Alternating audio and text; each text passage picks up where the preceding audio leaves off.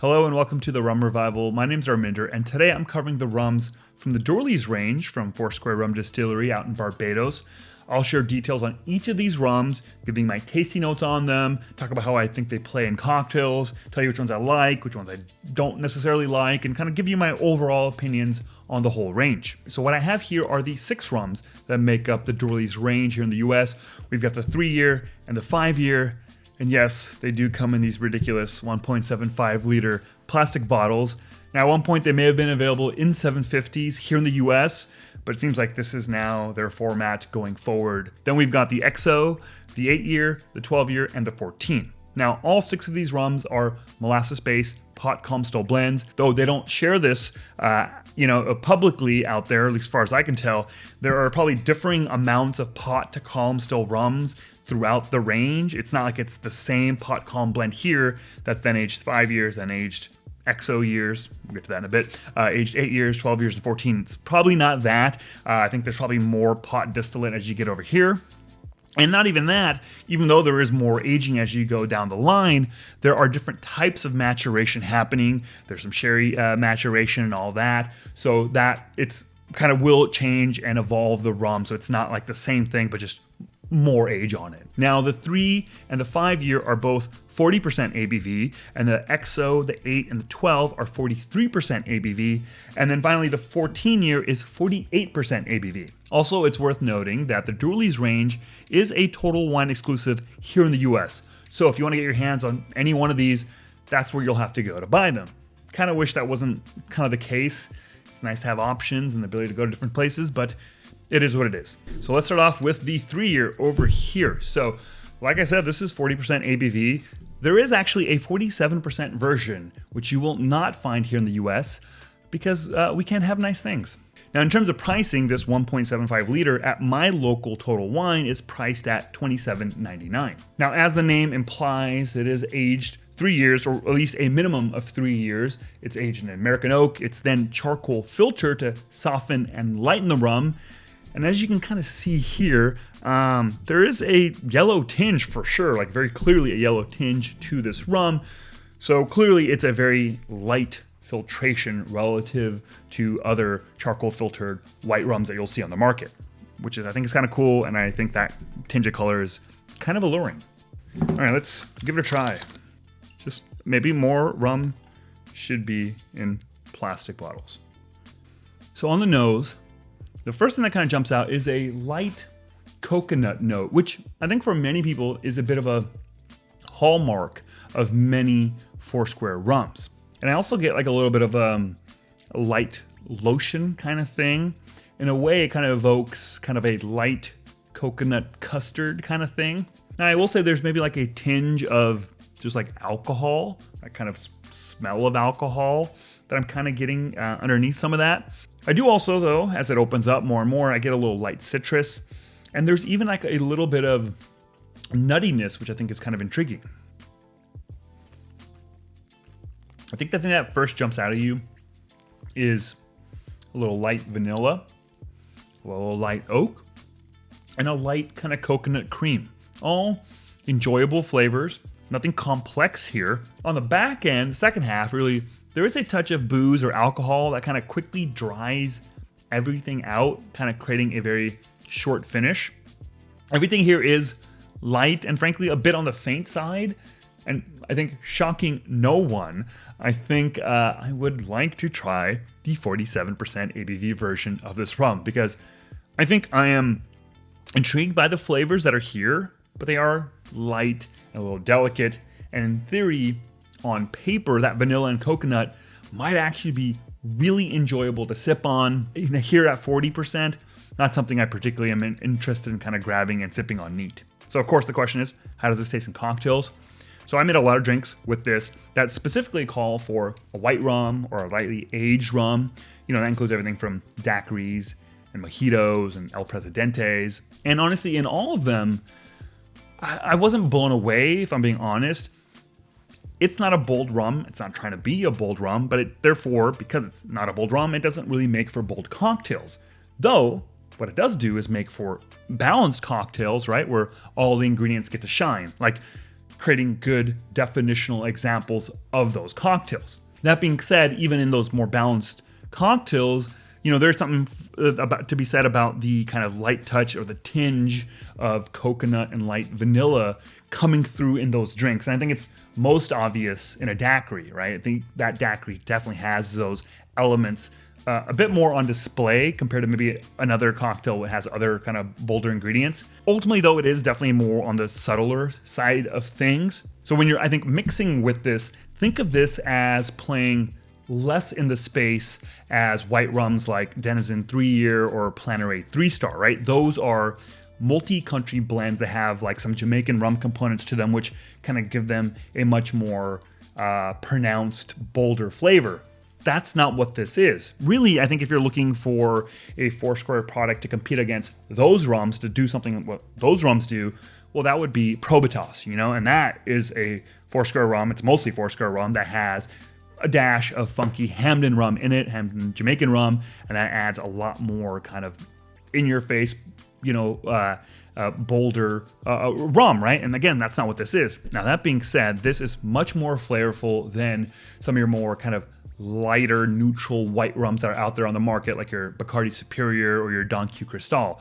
Those taste absolutely lifeless in comparison to this, for sure. And I think the addition of the pot still rum plus the less filtration here adds more depth and dimension when you're using it in a cocktail than those rums, right? Now, me personally, since I'm dead inside and need to be hit over the head with flavor, I'm almost always going to reach for Probitas over the 3-year.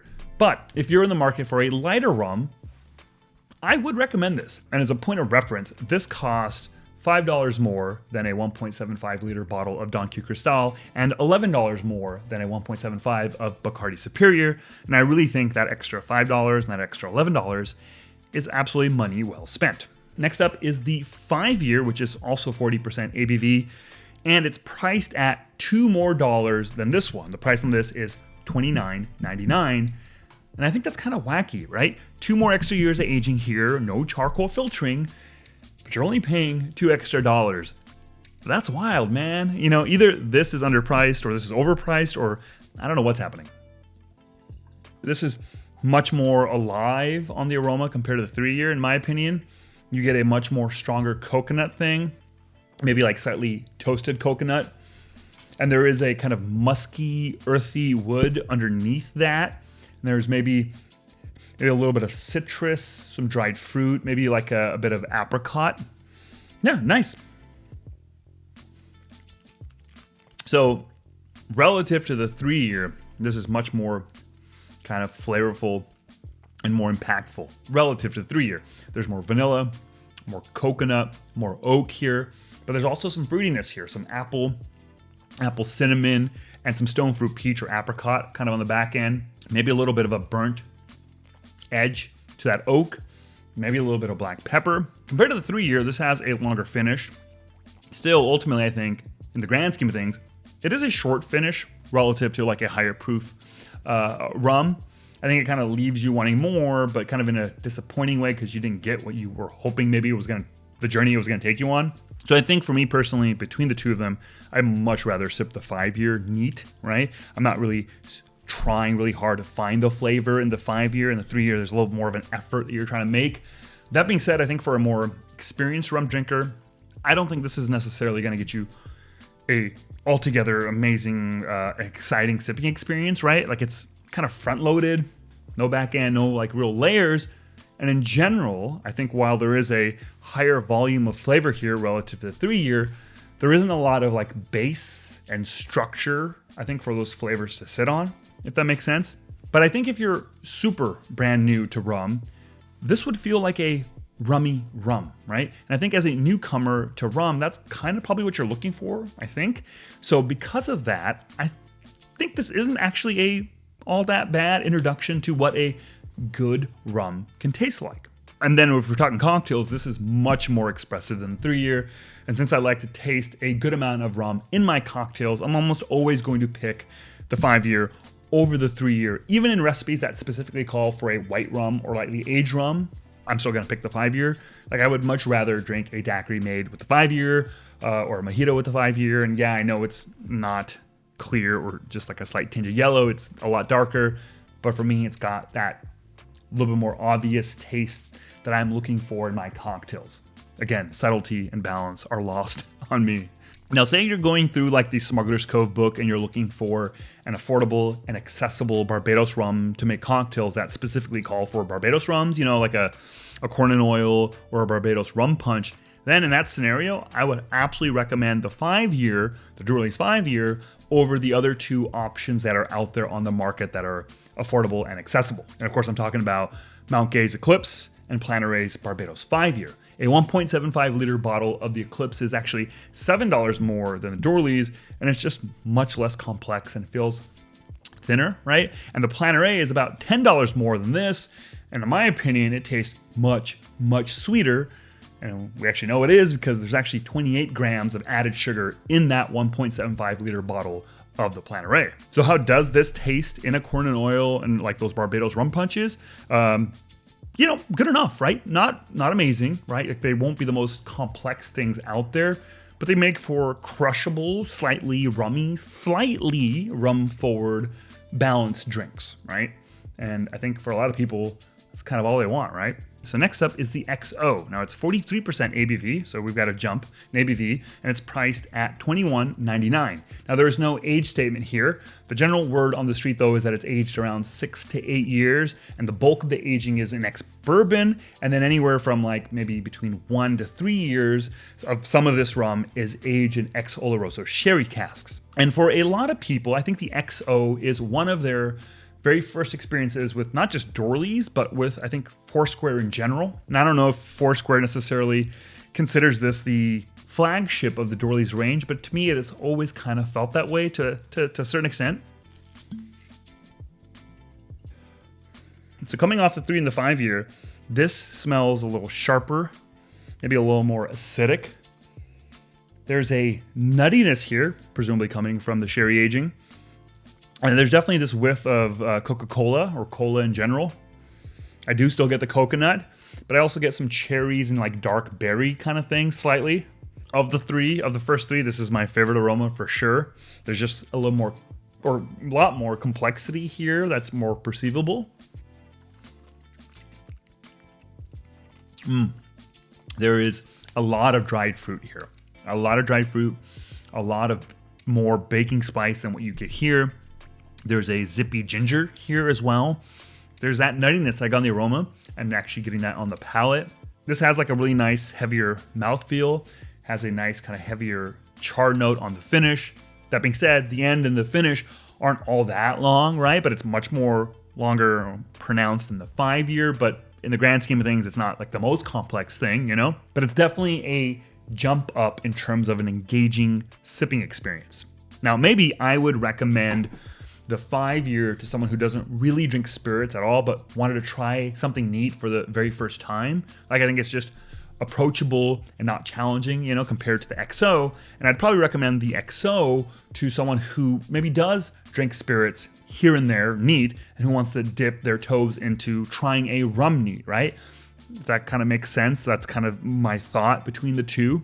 There's just a little more layers here. There's a little more challenge, a little more complexity. Now, if you're coming from super high proof spirits, maybe the XO isn't going to do anything for you. But if you're coming from someone who dabbles a little bit and you're mostly drinking between 40 to 46% ABV spirits, I think there's going to be some nuance here that will be interesting and engaging. Okay, so next up is the 8-year, and it's bottled at 43% ABV and priced around $22.99. Now, I feel like this is the one in the range that you probably see the least of. At least it's the one I see the least of. And I also feel like it's the one that the least amount of people have tried. Usually everyone has had or tried the XO or the 12, and the 8-year kind of gets left out of the discussion. So this is aged 8 years, or, you know, a minimum of 8 years. I've read some sources online that say, in addition to this including rums aged in ex-bourbon casks, there's also some rum in here that's been aged some amount of time in ex-cognac casks. But don't quote me on that because I can't find anything that's official confirming that. But I have seen some people online say that. So, you know, can you trust the internet? I don't know, man.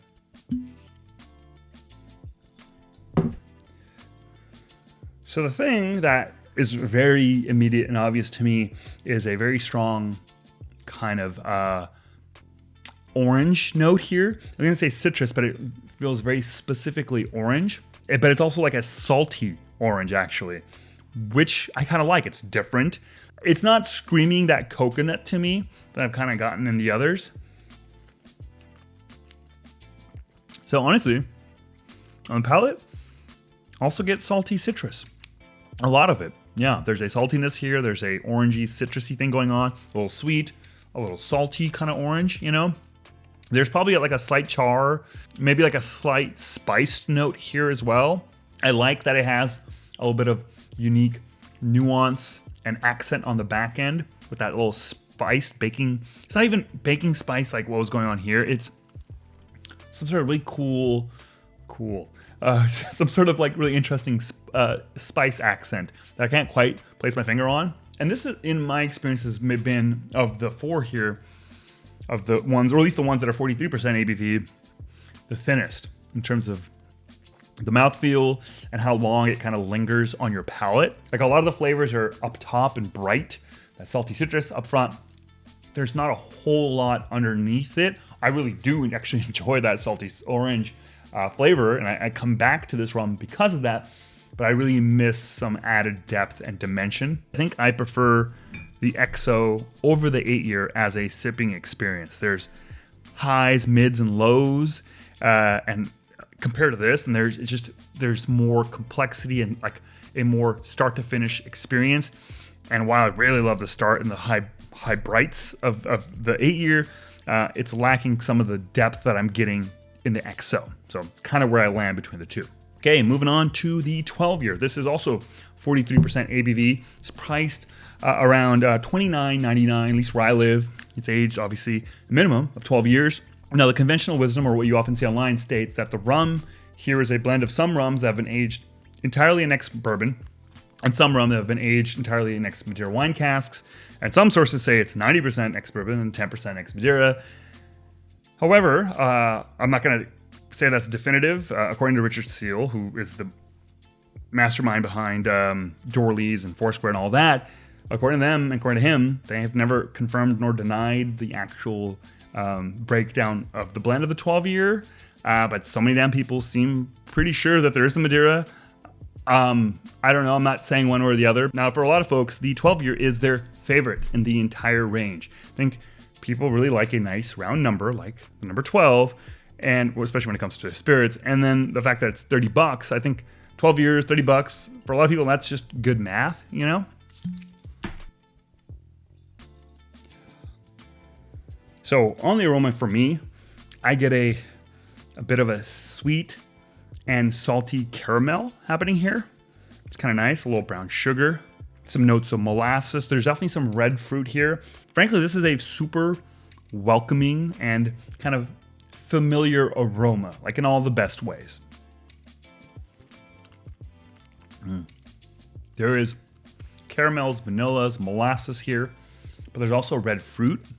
Like I'm getting a little bit like apple skin, red apples. But I also really like there's a chocolate here, but it's like a earthy kind of chocolate. And this is much more easygoing compared to the 8-year and the XO, but not easygoing to the point where it's boring and uninteresting. It's just comforting and familiar, right? In all the best ways, again. And I think so many people can get into this rum, and so many people have gotten into the rum just from the sheer comfort and the sheer enjoyment of those flavors. Again, not the most complex thing, frankly.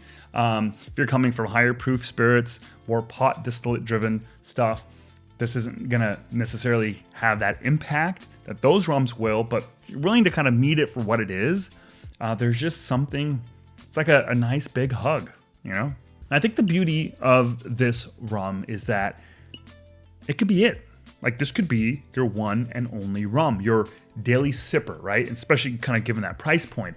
Or, you know, it can actually be a stepping stone rum to all sorts of other rums out there. Rums with higher proof, more interesting, complex flavors, all that kind of stuff. But the fact that this rum can kind of be both things at the same time, is kind of really cool. And lastly, we've got the 14-year. As I mentioned at the beginning of the video, it's got a bump up in ABV. It's 48% ABV, but it also comes with a bump up in price. It's $51.99, but it does come with a box, which I don't know where I put. I may have tossed, but yeah, it comes with the box for $52. Now, in terms of the rum here, it's obviously aged 14 years or a minimum of 14 years. And yes, there is 14 years of ex-bourbon aging, but we can kind of say with a little bit more confidence, he says, while he trails off, that there's also some for sure rums aged in ex-Madeira wine casks here entirely for those 14 years. Okay, so this, I'm telling you right now, is more my speed. There's at first a tightness here, but once you let it open up, you start noticing a little bit of brine, a little bit of glue, a little bit like varnish, and some like brandied cherries, which is quite nice. And when it really opens up, you start picking up more traditional kind of caramel, vanilla, molasses for sure, and like a light hint of like earthy spice. That's really nice. Bro. This is full on salted molasses, like a very, very salty molasses. Though there is also this rich berry, cherry, syrupy thing going on, and I love that. I love that kind of push-pull between like the salt and the sweet and the salt and the sweet. There is like a little bit of a tangy tartness here as well. I think like it's like not yogurt, but kind of. Just add some dimension to it. That being said, there's still a little bit of coconut here to kind of remind you that it's a Foursquare rum. I would say this rum is the most intense rum of all of them. Intense on the aroma, intense on the palate, long, kind of dry, allspice kind of finish. It's just a little more coiled and just kind of intense. And look, for a lot of people, this feels like the 14, like the closest rum to Foursquare's kind of higher end exceptional cask selection series, right? Those are all also pot column still blends, but they're usually cask strength. They're pretty close to like 50s or higher. They're a lot more pricier, maybe around $150 to $200 versus the $50 here. So to me, you're getting something that kind of starts playing in that ballpark for only $50. I think that's just really great value. And really, I gotta say, this is absolutely my favorite in the range. It's the one I love to sip on neat more than any other one, just because it has more depth and nuance. And I love the berry flavor, and I love the salty molasses thing that's going on. That being said, if I'm being honest, I think I would actually probably recommend the 12-year over the 14 for most people. Now, obviously, if you drink like a lot of like higher proof rum, including like the higher proof exceptional cask selection stuff, then I would recommend the 14. But if you're not coming from that particular space, then I think the 12 is the way to go. It's just much more of an approachable sipper. It doesn't demand too much of you. Like, you can just sip it and kind of enjoy it and not think too much of it, if that makes sense. But the 14 is a little bit more like, hey, look at me, aren't I special? That kind of thing, right? And look, I love drinking those kind of rums, but those aren't necessarily going to be for everyone, right? Depending on where you are, what you kind of are looking for. I think there's maybe a larger population that would really, really appreciate the 12. Now, when it comes to cocktails with these last four rums, I've made a bunch of drinks over the years with them, but for the purposes of this video, I focused primarily on corn and oils and rum old fashions. And I want to talk about the XO, the 8, and the 12 first. In corn and oils specifically, they're all good. They're actually, it's all really good corn and oils. They're not radically different. Like I did like two separate side by sides. And I was a little hard pressed to be like, oh, this one is definitively so much more better than this one.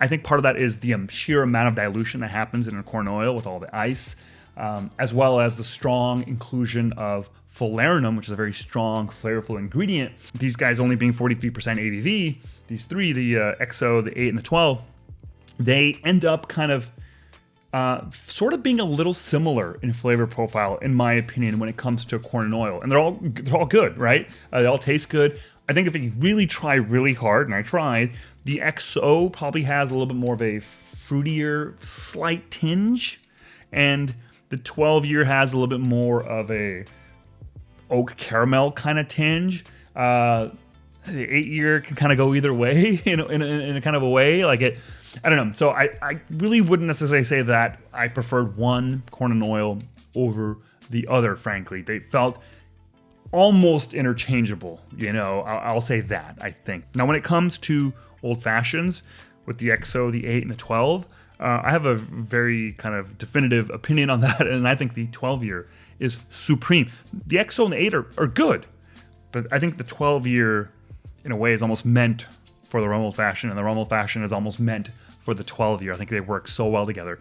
The 12-year already has a lot of that rich caramel, oak, vanilla note, which I think a lot of people are looking for in a rum old fashioned. And by including that rich Demerara gum syrup, a little bit of bitters, just kind of further enhances and enlivens those notes that you already have in the rum. And I think it's just the perfect match of rum to cocktail. It's just richness, brown sugars and molasses flavors and caramel flavors. To me, and for a lot of people, that's kind of what a rum old fashioned is all about, I think. And that 12 provides that in spades. XO and 8 are good in old fashioned, happy to drink them, but I just think if I had the option, 12-year just is perfect. Now, both for the corn and oil and the old fashioned, notice I probably didn't mention the 14 because I actually don't necessarily love it in cocktails, in a corn and oil or an old fashioned. I don't know if I've probably made other cocktails, but I think that my issue with the 14-year is it's a little too bold and uptight a little bit in cocktails. Sometimes it feels like it's fighting the other ingredients. Felt that way in the corn oil, felt that way in the old fashioned.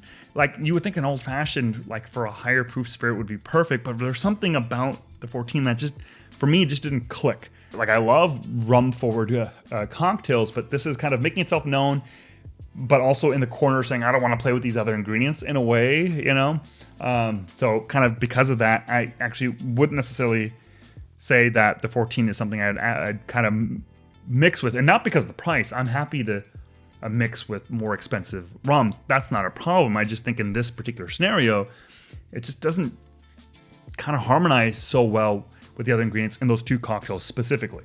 So there you go. I think those are my thoughts for these rums, for cocktails, for these rums as sippers. To me, love and adore the 14, but I'd probably recommend for most people the 12-year, and I would say the 5 is a rock solid workhorse when you need a rum to make all sorts of tropical and tiki drinks with. Seriously, the 5 is, I think, where it's at. The doorlys range, my final thoughts here, I think it's a great accessible range, right? Provided you live near Total Wine. I think these are incredible value, and I sincerely think maybe they are some of the best value in all of rum. And the other thing is, Total Wine, a couple times a year, will put these on sale, and it's even better value, right? It was amazing value to begin with. It's even better value once it's on sale, but the pricing is so weird because suddenly both the 3 and the 5-year are like, at least near me when they're on sale, they're both $25, exact same price. That's weird. And then the XO and the 8 are both $20, same price, okay. And then the doorlys at $25 gets priced down. That's a great value. And then if you can ever find this for like $46, $47 sometimes at Total Wine, incredible value. Yeah, I hope this was useful and interesting, and maybe will help inform you on what you should maybe try from the range. And yeah, let me know, do you have any thoughts or opinions? Do you have a favorite doorlys rum that you love to mix with and or sip on? Let me know by leaving comments down below. And if you want to support this channel, then check out my Patreon page where we have a bunch of exclusive content that I think you might like. And if you sign up for one of the paid tiers, you get access to the Rum Revival Discord server where you can chat with all sorts of other rum lovers. You can chat about rum, chat about cocktails. It's a fun community. I'd love for you to join us. Thank you so much for watching. Catch you all next time. Cheers.